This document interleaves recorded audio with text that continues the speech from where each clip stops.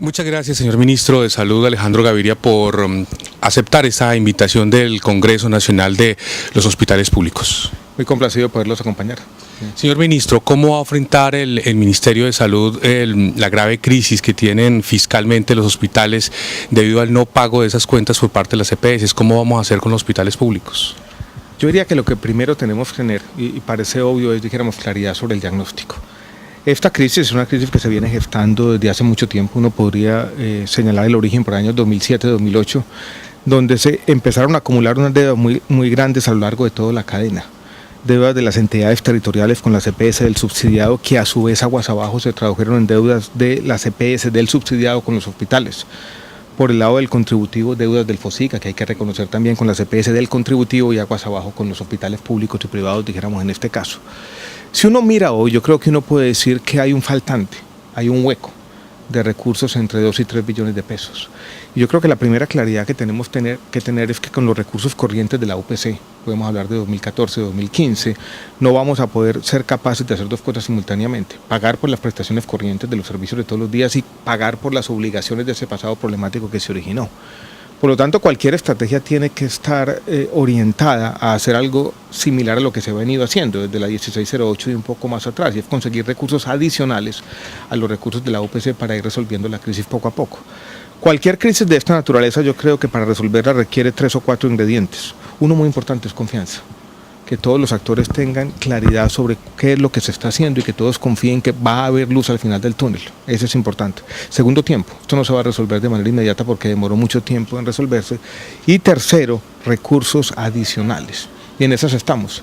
Hemos promovido un proyecto de ley que va a empezar a hacer carrera desde la semana entrante en el Congreso de la República, que hace lo mismo que hemos venido haciendo en otras instancias, y es conseguir esos recursos adicionales. Mientras tanto, sí tenemos que asegurar que el flujo corriente llegue rápidamente a los hospitales. Señor ministro, por un lado, el Ministerio de Trabajo está haciendo, digamos que cumpliendo obviamente con su labor de tratar de asegurar que los hospitales públicos tengan sus nóminas parciales y que estas personas estén no siendo contratistas, sino que estén en la nómina. Inclusive muchos de ellos están siendo sancionados. Y por otro lado, no tienen los recursos suficientes estos hospitales para poder cumplir con esos compromisos, y básicamente, como son funcionarios públicos, pues estarían básicamente casi que cometiendo un delito contratando a gente a la que no le pueden pagar. ¿Cómo hacer para que el gobierno, dentro del mismo Estado, se hable el Ministerio de Trabajo con el Ministerio de Salud para que no se generen ese tipo de cosas? Por un lado, el tema sindical, el tema de mantener las nóminas, y por otro lado, no tener con qué pagarles. Usted tiene toda la razón. En esto hay, dijéramos, una contradicción no solamente en el gobierno, sino, dijéramos, con el Estado, porque tenemos también unas sentencias de la Corte Constitucional, pero tenemos, dijéramos, dos temas: una intención de avanzar en esa formalización laboral, pero al mismo tiempo una necesidad de recursos adicionales, porque hoy, como usted bien lo dice, no se cuenta con los recursos. Tenemos una salida que es una salida transitoria, que es el decreto de plantas temporales. Esta semana, casualmente hemos venido hablando de este tema, y lo primero que vamos a hacer es reunirnos con Luis Eduardo Garzón, el ministro de Trabajo, para plantear este tema. Y yo creo que plantear una salida de sentido común que necesita tiempo. No podría decir que el péndulo se movió muy hacia la informalidad laboral, tiene que devolverse un poco, pero este tránsito de ese extremo al otro tiene que hacerse con un periodo de transición, que no es de 1 año, no es de 2 años, yo creo que es de 5 o más años, mientras se van consolidando las fuentes de financiamiento y se puede asegurar dos objetivos que tienen que ser simultáneos: la formalización laboral, sí, pero primero que todo está la sostenibilidad financiera de los hospitales públicos. Desde los hospitales públicos se preguntan, ¿vale la pena arriesgar la viabilidad de los prestadores públicos por sostener las EPS de este país? Yo no creo que esa sea, dijéramos, una disyuntiva correcta. Yo no creo que uno pueda decir que la existencia o no existencia de EPS es la variable que determina la viabilidad de los hospitales públicos, porque en todo caso va a tener que haber un pagador, y el pagador va a ser un pagador estatal. Llamemos que ese pagador no van a ser las EPS, sino van a ser las secretarías de salud territoriales por cualquier cosa, o va a haber un pagador único en el Ministerio de Salud. Yo no creo que eso vaya a resolver de manera inmediata, automática, los problemas de viabilidad. Aquí los problemas son un poquito más de fondo. Muchos de los problemas se originan o se originaron en el pasado en una especie de contradicción, y es que queríamos hacer más de lo que habíamos financiado. Entonces yo creo que hay que trascender un poquito el diagnóstico que los problemas de viabilidad se explican simplemente por la presencia de las EPS. Hay problemas con algunas, yo no lo quiero negar, pero yo creo que el problema es un poquito más complejo. Ese borrón y cuenta nueva que a veces uno lo escucha en el gobierno nacional frente a tantas deudas que tienen las EPS, algunas impagables, ¿no cree que desestimula que se sienten a la mesa a arreglar las cuentas entre acreedores y deudores? Lo de borrón y cuenta nueva es un chisme de la oposición, eso yo nunca lo he dicho. Lo que hemos planteado para un problema, dijéramos, muy... Ellos lo pusieron ahí en su... Una vez un chisme en un noticiero de televisión, pero ni hubo una declaración oficial, ni hay ninguna cita literal que haya hecho yo o el ministerio. Dijéramos, fue una interpretación de una declaración que había hecho, creo que en el ámbito de la asociación, en el Congreso de la Asociación Colombiana de Clínicas y Hospitales. Pero nunca se planteó borrón y cuenta nueva, yo creo que sería imposible hacer un borrón y cuenta nueva. Lo que sí hemos planteado para un problema particular y específico, y son las deudas de las EPS liquidadas, encontrar, dijéramos, salidas que sean posibles o viables fiscalmente. Y ahí es donde surgió la idea, dijéramos, de algunos créditos blandos que le permitieran hacer el saneamiento fiscal, sobre todo algunas de las instituciones privadas, ni siquiera públicas, donde en las públicas tenemos más margen de maniobra, y le permitiera acceder a créditos blandos y que ellos pudieran hacer el saneamiento contable para esas deudas de las EPS liquidadas. Pero solamente fue referido a las deudas de las EPS liquidadas. Aquí no estamos hablando de borrón y cuenta nueva. Yo creo que muchas de estas deudas tienen que pagar. Por eso, al principio de la respuesta yo hice hincapié que tenemos que tener recursos adicionales a los recursos de la UPC para ir resolviendo los problemas financieros. Sí. Pero borrón y cuenta nueva, yo creo que de eso quiero ser enfático. Nosotros no estamos hablando de borrón y cuenta nueva.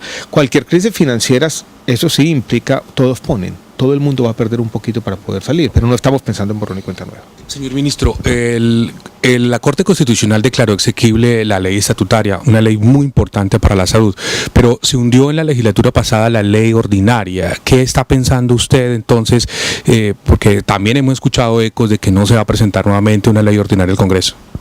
No estamos pensando en presentar, dijéramos, una gran reforma ordinaria. Sí estamos considerando, dijéramos, algunos proyectos de ley. Tenemos uno, no es de iniciativa nuestra, pero sí va a ser apoyado, dijéramos, por el gobierno, de iniciativa parlamentaria. Proyecto chiquito de 10, 12 artículos, muy enfocado en los temas financieros. Estamos pensando en hacer algo que nos reclamaban muchas veces con vehemencia. Yo creo que tenían razón, la reglamentación de las leyes existentes, de la 1438, por ejemplo. La 1438 y la 1608. Tenemos todavía artículos sin reglamentar. Por eso es que hemos venido, dijéramos, impulsando el decreto biotecnológico que el país ya conoce. Vamos a sacar en 2 semanas, incluso menos, el decreto de habilitación financiera de la CPS. Vamos a sacar un decreto nuevo que va a revivir una instancia, un ámbito de coordinación similar al Consejo Nacional de Seguridad Social. Ya tenemos un primer borrador de ese decreto, queremos sacarlo también en cuestión de 2 o 3 semanas. Vamos a tener un nuevo decreto que redefine el sistema de salud en las zonas dispersas y rurales. Vamos a tener, dijéramos, un nuevo decreto que redefine y ordena todas las normas de afiliación del sistema. Estamos pensando en un nuevo decreto de pagos por desempeño. Estamos pensando en el ámbito del Plan Nacional de Desarrollo, hacer algo similar a lo que habíamos planteado, pero de pronto un poco más acotado con Salud Mía, para tener mayor control de los flujos financieros y de la información del sistema. Todo el sector tiene que empezar a pensar en la reforma a la ley 715 del año 2001, que ya se nos quedó atrás. Recuerden que esa ley fue aprobada cuando la cobertura era inferior al 50%, hoy es del 100%, y tenemos que pensar todos para resolver los problemas de formalización laboral en un nuevo estatuto laboral para los trabajadores de las empresas. Básicamente los dientes, esas serían como las herramientas, los dientes de la ley estatutaria. Muchos de estos decretos pueden verse como desarrollos de la ley estatutaria, otros pueden verse como, dijéramos, cambios distintos. Yo creo que aquí lo que tenemos entonces es dejar de lado como una disyuntiva que creo yo que es una disyuntiva falsa entre reforma y no reforma. Reformas tiene que haber, cambios permanentes tiene que haber todos los días, pero una cosa es irlos haciendo, dijéramos, de manera gradual, resolviendo problemas específicos con reformas particulares uno a uno, y otro es abrir una discusión a veces desordenada donde se nos concentra un debate ideológico muchas veces no conducivo, dijéramos, a soluciones. Entonces no es que no estemos pensando en el cambio, es que vamos a gestionar el cambio de manera más inteligente. Finalmente, ministro, los gerentes de los hospitales públicos le ven a usted muy buenas intenciones de hacer cosas positivas por el sector, por la salud pública, pero entonces, ¿cuál es el problema que impide que el sistema funcione? ¿Cuál es el palo que atraviesa la rueda? No, el problema es que estamos ante un problema complejo. Yo creo que puede sonar excusa, pero este es un problema que ninguna sociedad ha resuelto plenamente. Ustedes van a cualquier país desarrollado y en desarrollo y van a encontrar diagnósticos similares y van a encontrar que siempre se habla de crisis de la salud. Entonces yo creo que ese es el trasfondo que nos movemos. Y en Colombia tenemos algunos problemas particulares, es que el sistema acumula unas tensiones financieras, uno podría decir se quebró y estamos, dijéramos, a la salida de eso. Yo creo que es difícil para un funcionario público pedir paciencia cuando los problemas de los gerentes todos los días, dijéramos, son muy difíciles. Son diferentes para el Estado y son sí, pero yo creo que en el fondo lo que tenemos que hacer es todos empujar para el mismo lado. Esta es una lucha difícil, sí, y todos ponen, y si todos ponen yo creo que vamos a salir adelante. Yo creo que hemos venido por lo menos generando un poco de mayor confianza en el ministerio, y yo creo que mi presencia aquí es para eso, ¿no? Para transmitir, dijéramos, ese mensaje que tenemos todos que empujar por el mismo lado. Los gerentes de hospitales no vinieron y esta entrevista la vamos a enviar por todas nuestras redes sociales. ¿Qué mensaje le manda usted a los gerentes de los hospitales de primer, segundo y tercer nivel de todo Colombia? Yo creo que el mensaje claro es que tenemos que trabajar todos juntos, que nosotros digamos, entendemos los problemas. Y yo siempre digo que para hacer esto bien tenemos que practicar una doble empatía. Nosotros nos tenemos que poner en los zapatos de ellos, pero ellos se tienen que poner en los zapatos de nosotros, para ir, dijéramos, encontrando soluciones y soluciones efectivas. Pero el mensaje es que trabajemos todos para recuperar la confianza pública en el sector y resolver algunos de los problemas que tenemos. Yo creo que son difíciles, pero yo creo que no tenemos salidas distintas a la construcción colectiva. Muchas gracias, ministro, muy amable. Muchas gracias.